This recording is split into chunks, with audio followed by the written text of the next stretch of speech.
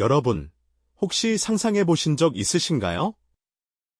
한 가문이 나라의 왕을 그저 이름뿐인 허수아비로 전락시키고 심지어는 국가의 심장부인 수도마저 통째로 옮겨버리는 일이 말이죠. 그것도 무려 100년에 가까운 기나긴 시간 동안 한 국가의 모든 중대사를 좌지우지하며 절대적인 권력을 휘둘렀다면 믿으시겠습니까? 더욱이 이런 놀랍고도 기이한 사건들이 인류 역사상 가장 강력한 제국으로 불리던 몽골과의 치열한 전쟁 한복판에서 벌어졌다면요? 오늘 우리는 바로 그 믿기 힘든, 그러나 실제했던 고려의 한 시대를 깊이 있게 들여다보려고 합니다. 고려 시대를 격동의 소용돌이로 몰아넣었던 최씨 정권의 이야기는 단순히 권력을 향한 탐욕스러운 투쟁만을 담고 있지는 않습니다. 거대한 외세의 침략이라는 절체절명의 위기 속에서 한 국가의 운명을 송두리째 바꿔놓았던 기이하고도 비극적인 선택의 기록이기도 합니다. 이들은 과연 혼란스러웠던 시대를 구원하려 애썼던 역사의 영웅이었을까요? 아니면 오직 자신들의 안위만을 좇으며 백성들의 고통을 외면했던 냉혹한 독재자에 불과했을까요? 그들의 극적인 흥망성쇠 속에 숨겨진 드라마틱한 진실들을 지금부터 함께 파헤쳐 보겠습니다. 역사의 거울 속에서 우리는 오늘날의 우리에게도 여전히 유효한 깊은 교훈들을 발견할 수 있을 거라 생각합니다. 이야기는 고려 중기의 혼돈스러운 시대로 거슬러 올라갑니다. 1170년, 무신정변이라는 피비린내 나는 사건이 터지면서 고려 사회는 그야말로 경랑에 휩싸였습니다. 오랫동안 문신들이 주도하며 비교적 안정적이었던 시대는 막을 내리고 군인들이 오직 칼과 힘으로 모든 것을 결정하는 잔혹한 세상이 도래한 것이죠. 이 격변의 시대는 이후 권력의 끊임없는 하극상과 배신, 그리고 무자비한 투쟁이 연속으로 이어졌습니다.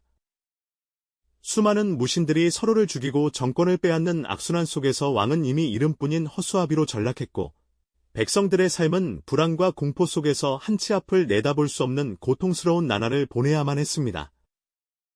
그야말로 아비규환의 시대였다고 해도 과언이 아닐 겁니다. 바로 이러한 무질서와 혼돈의 한복판에서 한 인물이 서서히 자신의 존재감을 드러내기 시작합니다. 그가 바로 최충원입니다. 그는 처음부터 권력의 정점에 있던 인물은 아니었습니다. 오히려 당시 최고 권력을 쥐고 있던 이의민의 부하 중 한 명이었을 뿐이었죠. 하지만 최충원은 혼란 속에서 기회를 포착하고 이용하는 탁월한 정치적 감각과 냉철한 판단력을 가지고 있었습니다. 그는 무신들 간의 깊은 갈등과 반목을 영리하게 이용하며 치밀한 계획 아래 자신의 세력을 조용하지만 끈질기게 키워나갔습니다. 그리고 마침내 1196년, 그는 모든 것을 뒤바꿀 결단을 내립니다. 당시 최고 권력자였던 이의민을 기습적으로 제거하고 고려의 모든 권력을 자신의 손아귀에 넣는 데 성공하죠. 이 사건은 고려 역사상 가장 강력하고 무려 60여 년간이나 지속될 최씨 무신 정권의 서막을 알리는 충격적인 순간이었습니다. 최충원은 단순히 정권을 잡는 데 만족하지 않았습니다. 그는 자신이 구축한 권력을 더욱 철저하고 냉혹한 방식으로 공고히 다져나갔습니다. 먼저 그는 당시 왕이었던 명종을 폐위시키고 신종을 옹립하는 것을 시작으로 무려 4명의 왕을 차례로 갈아치우면서 왕실을 완전히 자신의 손아귀에 넣었습니다. 왕은 이제 최충원의 명령에 따라 움직이는 꼭두각시에 불과했죠. 왕실의 권위는 땅에 떨어졌고 최충원 개인의 말이 곧 국가의 법이자 명령이 되는 시대가 도래했습니다. 왕권은 완전히 무력화되었고 모든 권력의 중심은 최충원에게로 집중되었습니다. 그는 또한 강력한 사병 집단인 도방과 같은 군사력을 바탕으로 모든 반대 세력을 무자비하게 숙청했습니다. 그의 권력에 도전하려는 내부의 반란은 물론 기존의 기득권 세력까지도 철저히 제압하며 자신의 절대적인 권력을 확립했죠. 심지어 교정도감이라는 자신만의 독자적인 최고 권력기구를 설치하여 정치와 군사의 모든 실권을 장악했습니다. 기존의 고려 관료체계는 유명무실해졌고 최충원 개인의 의지와 결정이 곧 국가의 모든 정책이 되는 시스템이 구축된 것입니다. 그의 손아귀에서 고려는 점차 최씨 가문의 사유물처럼 변해가고 있었습니다. 백성들은 불안정한 시대 속에서 새로운 권력자의 등장에 혹시나 하는 희망을 걸었을지도 모르지만 이 새로운 권력은 오히려 더 깊은 혼란과 고통의 씨앗을 품고 있었죠. 과연 최충원의 등장이 고려에 어떤 미래를 가져다 줄까요? 냉혹한 권력의 칼날이 과연 백성을 위한 것이었을까요? 아니면 또 다른 비극의 시작이었을까요? 우리는 이제 그 질문의 답을 찾아 떠나야 합니다. 최충원이 이룩한 절대적인 권력은 그의 사후에도 고스란히 아들 최후에게로 이어졌습니다. 하지만 최후는 단순히 아버지의 유산을 물려받는데 그치지 않았죠. 그는 불안정했던 권력 기반을 한층 더 단단하게 다지며 최씨 무신정권의 황금기를 열었습니다. 최후는 교정도감을 더욱 확대하여 국정 운영의 최고 기관으로 삼았고 자신만의 학문 연구기관인 정방을 설치해 인사권을 완전히 장악하는 등 그야말로 고려의 모든 것을 손아귀에 넣었죠. 왕실은 이제 이름뿐인 존재가 되어 모든 중요한 결정은 최후의 지시와 판단에 따라 이루어졌습니다. 최후의 집권기는 단순히 강력한 권력만을 자랑한 것은 아니었습니다. 오히려 그는 문화적인 업적에서도 상당한 발자취를 남겼는데요. 그 대표적인 예가 바로 팔만대장경의 조판 사업입니다. 몽골이라는 거대한 외세의 침략 앞에서 최후는 부처님의 힘으로 나라를 지키고자 하는 간절한 염원을 담아 대장경을 다시 새기기 시작했습니다. 이는 단순한 불경 제작을 넘어 몽골에 대한 고려의 강인한 저항 의지와 문화적 자부심을 상징하는 거대한 역사적 프로젝트였죠. 수십 년에 걸쳐 이루어진 이 대역사는 최씨 정권의 문화적 역량과 종교적 열정을 세상에 알리는 계기가 되었습니다. 그러나 최씨 정권의 안정과 문화적 번영 뒤에는 어두운 그림자가 드리워지고 있었습니다. 바로 역사상 가장 강력한 제국이라 불리던 몽골의 침략이 본격적으로 시작된 것이죠. 고려는 몽골 사신저고요 피살 사건을 빌미로 몽골군의 무자비한 침략을 맞이하게 됩니다.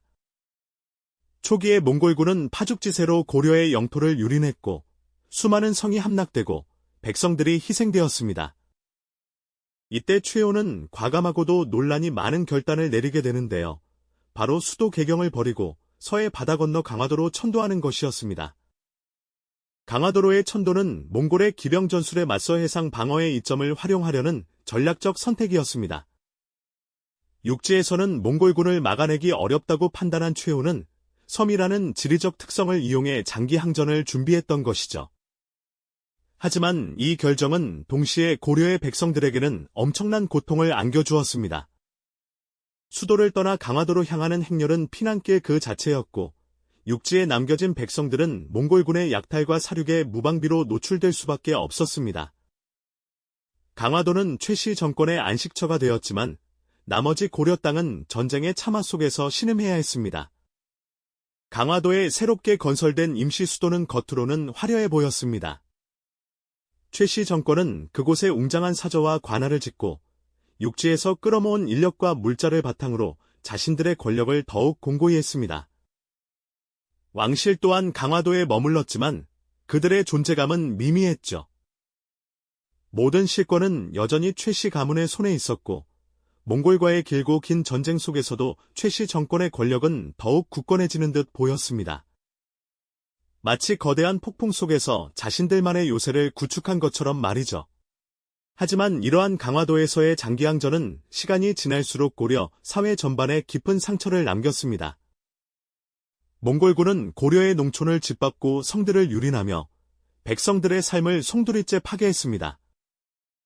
강화도에 갇힌 왕과 최씨 정권은 안전했지만 육지에 남겨진 백성들의 고통은 극에 달했습니다. 그들은 끊임없이 몽골군의 침략에 시달려야 했고 최씨 정권의 무능과 이기심에 대한 불만은 점차 커져만 갔습니다. 백성들의 원성은 하늘을 찔렀고 내부에서부터 최씨 정권에 대한 반감이 고조되기 시작했죠.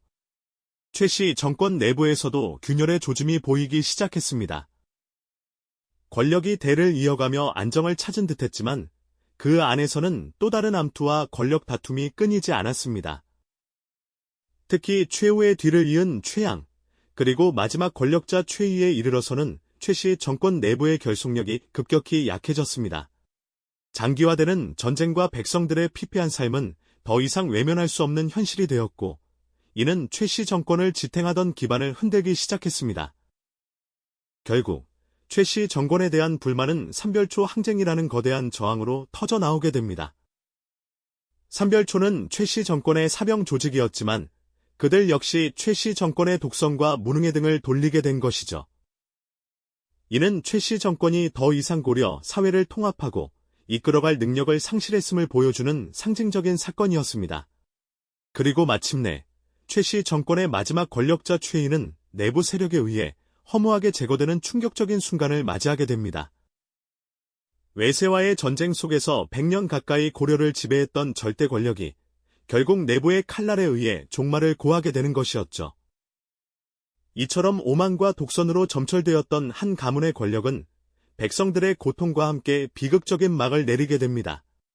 이 영상이 도움이 되셨다면 좋아요와 구독 부탁드립니다. 여러분의 응원이 제게 큰 힘이 됩니다. 다음 영상에서도 더 유용한 정보를 공유하겠습니다. 감사합니다.